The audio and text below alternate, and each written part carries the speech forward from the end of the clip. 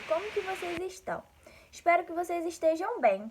E vamos iniciar mais uma aulinha hoje. Hoje a aulinha vai ser um pouco diferente, porque nós vamos revisar alguns conteúdos que nós já vimos. O primeiro deles é a linguagem verbal e não verbal. O que seria a linguagem verbal? A linguagem verbal é quando a gente utiliza a escrita como um meio de comunicação, né? Às vezes a gente pega um panfleto e acaba sabendo que tem uma loja que você vai gostar. As placas, né, que são escritas, que indicam o lugar que você está, para o lugar que você quer ir, né, que você vai lendo as placas. Essas informações que são passadas para vocês através da escrita são linguagens verbais, assim como aquela carta que você escreve para sua mãe, para o seu pai, para sua avó ou para a tia, né, que vocês adoram. E a linguagem não verbal não utiliza a escrita, ela é apenas por imagens, né, como por exemplo também as placas de trânsito, que às vezes só tem uma imagem e você consegue entender, né, o que aquela imagem quer te dizer. Ou seja, é um código, né, que informa o leitor que está observando aquele código, aquela imagem, sobre algum determinado assunto, alguma determinada regra, alguma informação, né, só que sem utilizar a escrita de palavras como na linguagem verbal. Podemos considerar uma linguagem não verbal apenas a expressão, né, de um personagem em alguma história. Como assim? Eu vou mostrar para vocês. Então vamos observar aqui uma historinha da Aninha e do Tite. Ele está conversando com a Aninha, né, e tudo mais. Aí ele diz que ela é a única garota da vida dele. E aí, ó, cai um raio na cabeça dele. E aí ele fala assim, ó, olha, observem bem esse quadrinho, foquem nesse quadrinho aqui, ó. Ele fala assim: é engraçado, nem parece que vai chover. E olha a carinha que ela faz, ó, uma carinha de brava, né? Essa expressão dela aqui também pode ser considerada uma linguagem não verbal. O segundo assunto que nós vamos ver hoje são os verbos de enunciação. O que seria verbos de enunciação? O nome já dá uma dica pra gente, ó, verbos de enunciação. Enunciação vem de enunciar, né? E aí a gente pode já ter na nossa cabecinha que é alguma coisa relacionada a enunciar. Esses verbos de enunciação são os verbos que vão introduzir as falas dos personagens. Ou seja, nós vamos ter uma história, né? Seja conto, seja fábula, seja romance, nós vamos ter uma história onde a fala dos personagens ela vai ser introduzida por um verbo de enunciação. Como assim? Esse verbo de enunciação, ele vai vir indicando a maneira como o personagem vai se expressar. Como, por exemplo, o que houve desta vez, senhor? Berrou o recepcionista. Então, ó, berrou é um verbo de enunciação. Por quê? Porque ele está expressando a forma como o recepcionista falou. Então, a gente sabe que o recepcionista berrou, gritou, né? Então, essa fala aqui, a gente costuma ler, né? O que houve desta vez, senhor? Berrou o recepcionista. Agora, se a gente for imaginar, já sabendo que ele berrou, a gente imagina, o que houve desta vez, senhor? Né? Ele berrou. Então, os verbos de enunciação, eles servem para isso, né? Para mostrar para o leitor a forma como o personagem ele está se expressando. Como, por exemplo, sussurrou. Sussurrou é o quê? Fala baixinho. Então, Maria sussurrou. Eu não gosto dela, né? Como, por exemplo, João respondeu, né? São verbos que vão indicar a maneira de como o personagem se expressa. E aí, né, a gente para pensar. no que pode ser verbo de enunciação, como eles vão aparecer, quando eles vão aparecer. Os verbos de enunciação são muito simples, muito fáceis da gente identificar no nosso texto. Por quê? Porque eles sempre vão vir antes ou depois, né, de uma fala. Como, por exemplo, o que houve desta vez, senhor? Perguntou o recepcionista. Então, veio depois da fala do recepcionista. Primeiro a gente teve aqui a fala, o que houve desta vez, senhor? E aí depois veio, perguntou o recepcionista. Qual seria o nosso verbo de enunciação aqui? O perguntou, porque está expressando, né? Está enunciando que o recepcionista fez uma pergunta, que a pergunta foi feita pelo recepcionista. Ou pode vir também antes da fala. Então o homem respondeu, : não adianta apagar as luzes, os mosquitos voltaram e desta vez vieram com lanternas. Então, qual seria o nosso verbo de enunciação aqui? Respondeu, né? Respondeu veio antes da fala do personagem. Então, a gente consegue identificar os verbos de enunciação desta forma. E é legal a gente observar uma coisa. Sempre que o nosso verbo de enunciação estiver no final da frase, ou seja, ele vai ser a última palavrinha daquela frase, ele vai vir acompanhado de 2 pontos. Por quê? Porque ele vai estar indicando a fala do personagem. Não é isso? A gente já viu também que quando a gente tem os 2 pontos, ele está indicando a fala de um personagem. E com o verbo de enunciação não é diferente, né? Ele vai estar indicando a fala de um personagem e aí ele deve estar acompanhado de 2 pontos. E quando ele vier depois da fala do personagem, ele não precisa de 2 pontos, porque a fala já foi feita, né? O personagem já falou. Então, depois da fala, quando o verbo de enunciação vier depois da fala, a gente não precisa colocar 2 pontos, a não ser que ele esteja indicando outra fala. Eu trouxe para vocês agora uns exemplos de verbos de enunciação, né? Berrou é um exemplo. Juliana berrou, 2 pontos. Eu não aguento mais ficar em casa. É um verbo de enunciação. Berrou é um verbo de enunciação. Sussurrou. Sussurrou também é um verbo de enunciação. Pedro sussurrou. Tá muito chato isso aqui. É um verbo de enunciação. Pedro sussurrou, 2 pontos. Perguntou. Também é um verbo de enunciação. Maria perguntou, 2 pontos. O que está acontecendo aqui? Então, é um verbo de enunciação.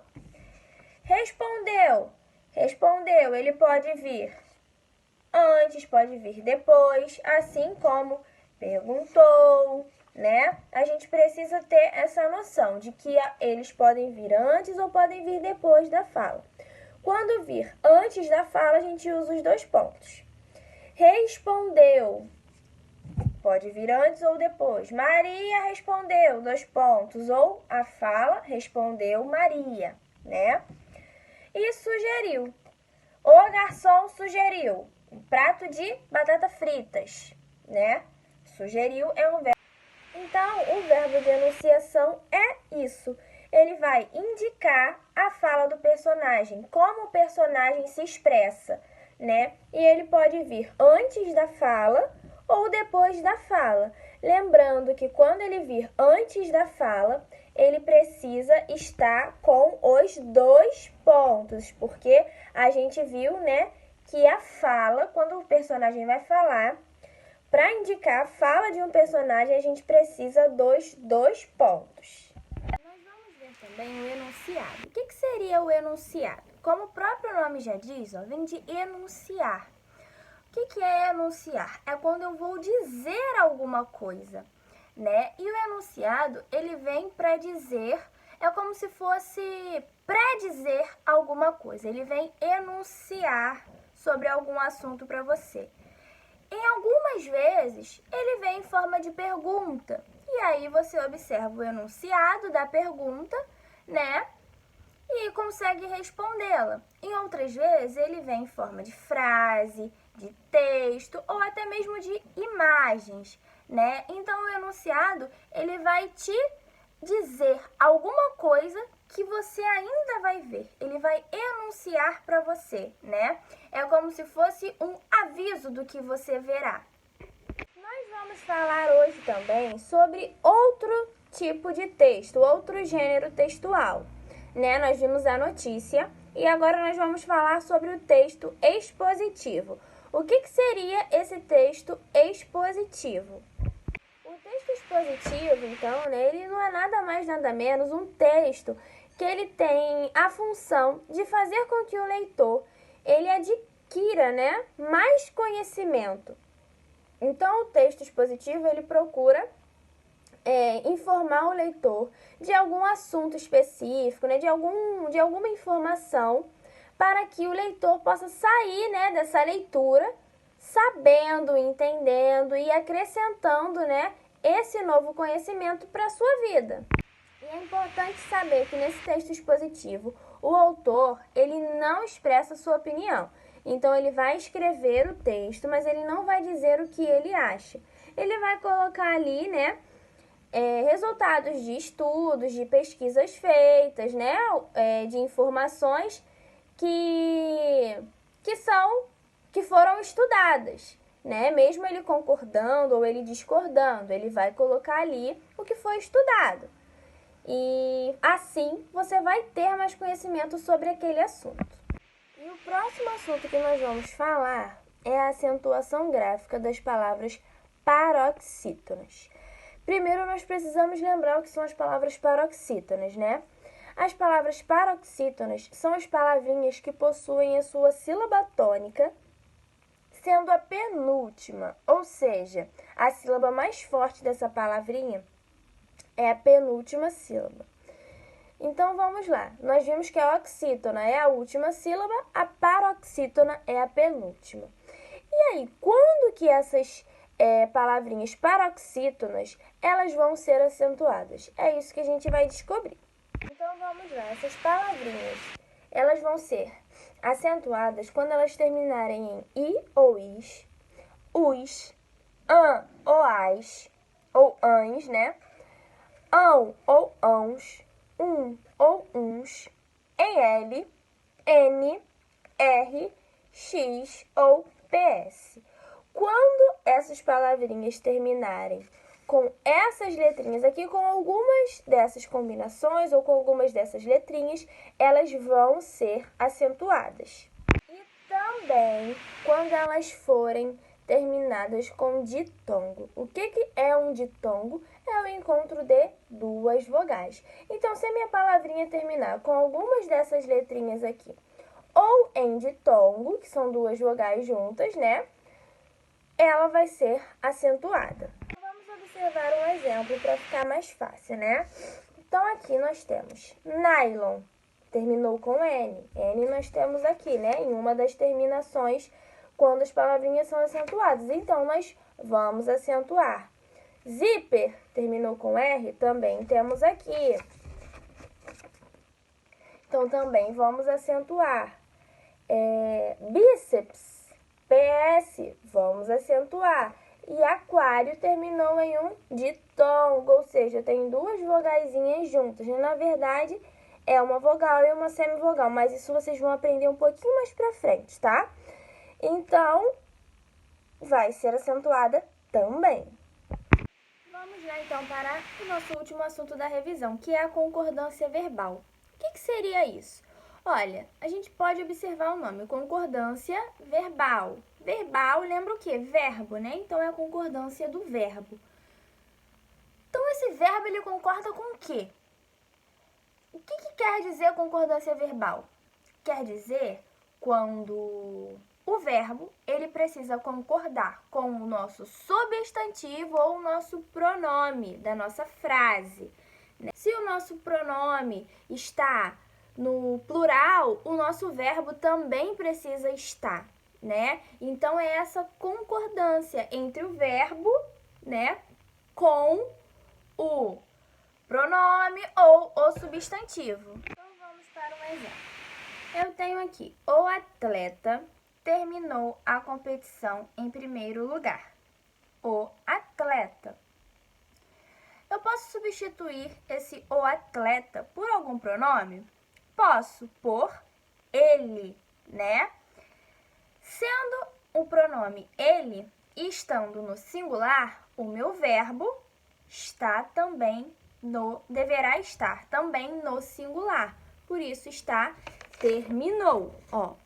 O atleta terminou a competição em primeiro lugar, ok? E se eu disser os atletas? Eu estou me referindo a mais de um atleta. Então, é plural. Eu posso substituir esse os atletas por algum pronome? Sim, o pronome eles está no plural. Então, o meu verbo ele também precisa estar no plural. Como que vai ficar? Terminaram, né? E aí, ó, os atletas terminaram a competição em segundo lugar. Então, isso acontece na concordância verbal. A gente vai observar o nosso substantivo porque poderia estar minha blusa é rosa. Qual é o meu substantivo? Blusa. Então, o meu verbo é, né? Que é do verbo ser. Se eu dissesse minhas blusas é rosa, estaria certo? Não, eu teria que mudar o meu verbo é pelo verbo são, né? Minhas blusas são rosas. E aí, a gente teria que organizar a frase para que ela fizesse, né, um sentido.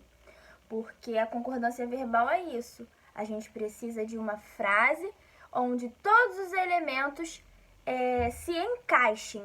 E o verbo é o principal deles. Se o nosso verbo ele não tiver encaixado com o nosso substantivo, com o nosso pronome, vai gerar uma frase incorreta, né? E às vezes, muitas das vezes, a gente não consegue interpretar, entender muito bem o que está escrito.